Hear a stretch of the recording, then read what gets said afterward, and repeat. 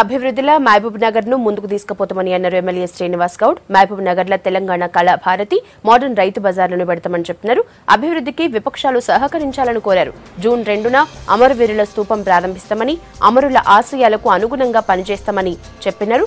మహబూబ్ నగర్ లో తిరిగిన ఎమ్మెల్యే అధికారులతోనే కలిసి కొత్తగా కడుతున్న అమరవీరుల స్తూపాన్ని చూశారు.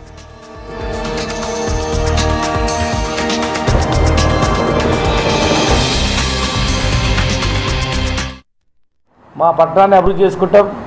మరి మా చైర్మన్ గారు, మా వైస్ చైర్మన్ గారు ఒక నూతనమైనటువంటి టౌన్ హాల్ కళాభారతి, తెలంగాణ కళాభారతిని కూడా అత్యాధునికంగా కూడా మహబూబ్నగర్ పట్టణంలో తొందరలోనే ప్రారంభిస్తాం. మోడర్న్ రైతు బజార్ కూడా అడ్మినిస్ట్రేటివ్ శాంక్షన్ అయిపోయింది. తొందరలోనే టెండర్ కూడా అయిపోయింది. అతి తొందరలోనే ప్రారంభిస్తాం. 3 నెలలకు 4 నెలలకు ఒకటి ఏదో ఒకటి కొత్త రకమైనటువంటి అభివృద్ధిని మహబూబ్నగర్లో తీసుకొచ్చి ఖచ్చితంగా చేస్తాం. అభివృద్ధికి సహకరిస్తే సహకరించండి, లేకపోతే మీరు చూస్తూ ఊరుకోండి, మేము చేస్తాం. లేదు మీరు సలహాలు ఇవ్వండి, మేము పాటిస్తాం.